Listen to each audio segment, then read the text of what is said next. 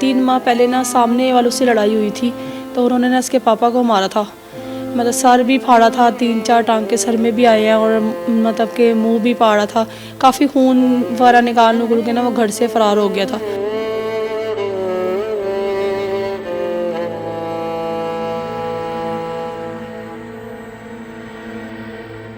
उसके बाप ने ना मेरी बच्ची के पीछे दौड़ लगानी मारने के लिए कि तू हटेगी नहीं, तू मेरी बच्ची ने मार दिया। वो ना अंदर तक मेरी बच्ची के पीछे ना घुसा आया था मारने के लिए ना।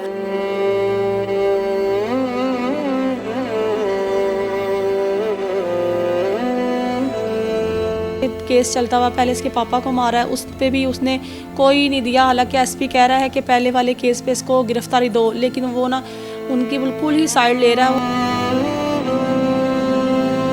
मुझे कह रहा है तू चुप कर, तू अपने बंदे भैन नहीं आने वाली, अपने बंदे नहीं कटदी बाहर। जदों वेखा तू ही लड़ती रहती। जब मैंने कहा मैं शर्म कर, मैं गली मोहल्ला है, मैं अपने बंदे को आमना सामना नहीं करवाना चाहती ना, तो तू शर्म कर।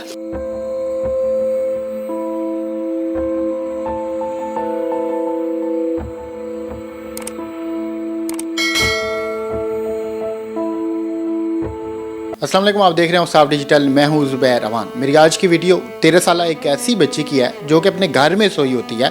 इस बच्ची को खिड़की से आकर 2 फायर लगते हैं।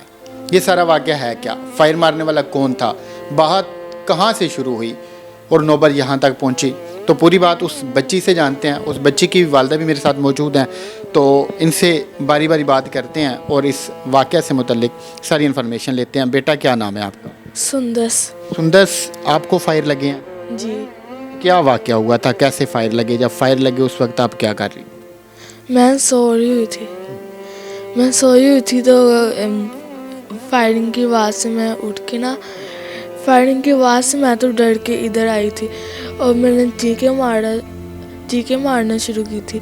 तो मेरी मम्मा आई, मेरी मम्मा ने खून निकलते हुए मेरा देखा। मेरी मम्मा ने मेरे चाचू को आवाज़ दी ऊपर से।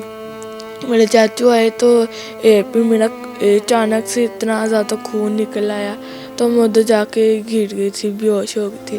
तो फिर मुझे नहीं पता फिर मुझे हॉस्पिटल कब लेके गया और कब नहीं। बेटा फायर लगे कहाँ पे आपको? लगे उस वाले कमरे में। नहीं, जिस्म के कौन से, टांग में, बाजू में, कहाँ पे फायर लगे हैं आप? टांग में। टांग में दोनों फायर लगे हैं आप? जी। बच्ची की वालदा मेरे साथ मौजूद हैं, ये बेहतर अंदाज में हमें बता सकती हैं। भाजी ये सारा क्या वाक़या है, कौन फायर मारने वाला था, कुछ पता चल सका? भाई हमारी तो सामने 3 माह पहले ना सामने वालों से लड़ाई हुई थी, तो उन्होंने ना इसके पापा को मारा था। मतलब सर भी फाड़ा था, 3-4 टांके सर में भी आए हैं और मतलब के मुंह भी फाड़ा था। काफ़ी खून वगैरह निकाल के ना वो घर से फरार हो गया था। तो 3 महीने पहले की लड़ाई थी हमारी, तो मतलब के केस चल रहा था। वो भाग गया था टैरम करवा के, 2-3 दिन बाद घर आ गया था। तो वो हमारा वही केस चल रहा था अदालत में, तो लेकिन हमारी तो और किसी से दुश्मनी नहीं है। अच्छा भाजी, ये लड़ाई शुरू किस बात पे हुई? आपके जो सामने मोहल्लेदार हैं उनसे झगड़ा किस बात पे था? उनसे झगड़ा हमारा ना, सबसे पहले तो मेरा तो शोहर सुबह जाना शाम को आना, इनको तो किसी बात का पता नहीं था। मेरी सास थी जिंदा, तो ये 3-4 साल से मामला ऐसा है कि मेरे भी बच्चे हो गए हैं, उनके भी बच्चे हैं। मेरी बच्ची ना उनकी बच्ची के साथ खेलती थी, आपस में ना बच्चे खेलते हैं आपस में, दोनों मतलब खेलते भी थे, लड़ते भी थे।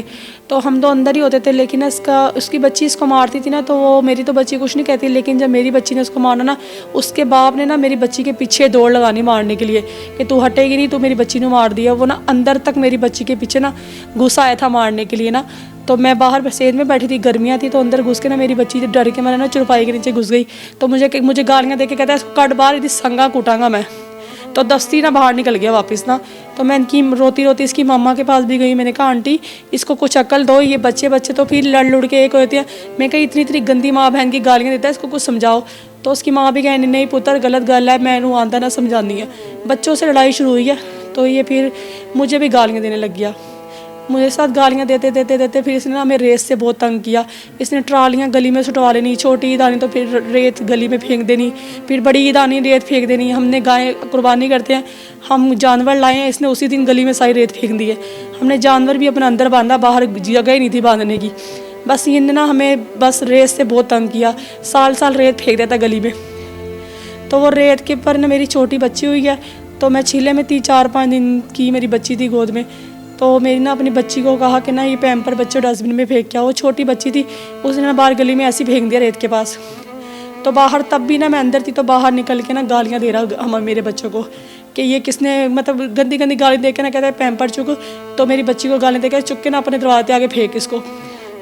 तो मैं चीले में बाहर दरवाजे पे गई, मैंने कहा पता नहीं किसको गालियाँ दे रहा है ये। तो मैं गई तो फिर भी मैंने उसको ये कहा, मैंने कहा भाई तुझे तमीज़ नहीं, तो बच्चों से किस तरह बोलता है, तुझे इतनी दफ़ा कहा है शर्म करा कर। तो वो ना मुझे भी गालियाँ देने लगता है साथ ही। इस तरह करते करते मुझे कह रहा है तू चुप कर, तू अपने बंदे नूं भैन नहीं आने वाली, अपने बंदे नूं नहीं कढ़दी बाहर, जदों वेखा तू ही लड़ती रहती। जब मैंने कहा मैं शर्म, तू शर्म कर, मैं गली मोहल्ला है, मैं अपने बंदे को आमना सामना नहीं करवाना चाहती ना, तो तू शर्म कर। तो कहता उन्होंने कढ़ बाहर। तो उस बात में ना मैंने इसने मुझे ना बच्चियों का ताना मारा कि जी बच्चियाँ तेरी इन्नी माशाल्लाह इन्नी बच्चियाँ हो गई, अल्लाह ताला तेनू 8वीं भी कुड़ी दे। मैंने कहा कोई बात नहीं, अल्लाह दे, मैंने 7 रखी है, मैं 8वीं भी रखांगी। तो आगे से ना मैंने भी गलत बात की। मैंने कहा ठीक है तू, मैं चली जाती, तुझे ज़्यादा बच्चियों का मसला है ना, तो तू ऐसा कर, मैं चली जाती किसी को भेज दे अपनी माँ बहनों नूं। तो ये ना मेरे पास बेलचा चुक के ना मुझे मारने आया अंदर तक। तो ये गली वालों ने ना उसको फिर पकड़ के बेलचा और उसको गली से घर से ना बाहर निकाला और दरवाज़ा बंद कर लिया। ये शख्स करता क्या है जिसने पहले बच्चों की वजह से लड़ाई की, फिर उसने रेत फैलाई, उसकी वजह से आपके साथ लड़ाई झगड़ा किया? भाई इसका काम है, साथ ही इसके घर के साथ ही इसका कारखाना है, ये रहता ही गली में है बस। बच्चे 24 घंटे अपने बाप के पास कारखाने में खड़े रहते हैं, लड़ते हैं, मारते हैं, बाप के कारखाने में घुस जाते हैं। अगर हमारे बच्चे मारें तो वो फटाफट बाहर निकल आता है हमारे। अभी आपकी ये जो बेटी है इसकी टांग जहाँ पर फायर लगे हैं वो बेहतर है, कुछ ठीक है? हाँ जी अब तो बेहतर है, ठीक। तो आपने कोई उसके खिलाफ FIR वगैरह दर्ज करवाई है? पुलिस ने क्या एक्शन लिया? हाँ जी भाई, हमने FIR वगैरह सब कुछ दर्ज करा दिया, लेकिन पुलिस वाले तो कोई बात ही नहीं सुन रहे हैं, ना ही तफ्तीशी किसी बात पे आ रहा, ना कोई बात सुन रहा है। ये है कि हम SP के दफ्तर तक गए हैं, उन्होंने तो हमारी बात सुनी है, लेकिन तफ्तीशी जो ना वो मसला हल ही नहीं कर रहा। आगे भी इसके पापा का केस उसने 3 महीने लटका के रखा है, उस पर भी SP साहब ने कहा था जी ये गुनाहगार साबित हो गया तो आप इसकी गिरफ्तारी क्यों नहीं दे रहे। लेकिन जो तफ्तीशी है ना वो बिल्कुल इनके साथ अच्छी तरह रला हुआ है। उसने पता नहीं पैसे खाए हुए हैं क्या है, लेकिन वो ना उनके साथ ऐसे चल रहा जैसे वो जुर्म वाले है ही नहीं। इनके मुताबिक जो तफ्तीशी है वो मुबैना तौर पर जो दूसरी पार्टी है वो उनके साथ मिला हुआ है। इस बहन का ये कहना है कि पहले इस बच्ची के वालिद को जो उन्होंने पीटा था उस वक्त भी इस तफ्तीशी ने मुबैना तौर पर उनकी साइड ली थी। अब जब इनकी बच्ची को मुबैना तौर पर फायर गए हैं तो तब भी वो उन्हीं की साइड ले रहा है। तो भाई ये कौन से थाने में आपने FIR वगैरह दर्ज करवाई? ये भाई गुजरपुरे। तफ्तीशी का क्या नाम है जो तफ्तीश कर रहा है या जिसके पास केस? गुलाम अब्बास। गुलाम अब्बास। हाँ जी। और आपके मुताबिक गुलाम अब्बास ही उनकी साइड ले?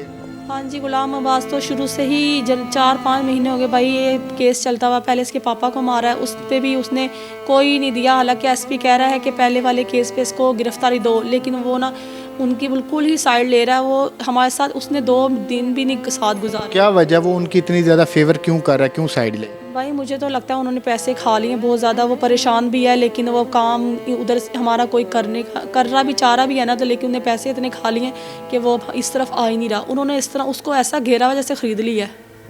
जो दूसरी पार्टी है इनके मुताबिक उन्होंने उस तफ्तीशी को ऐसे घेरा हुआ है जैसे उसको ख़रीद लिया हो।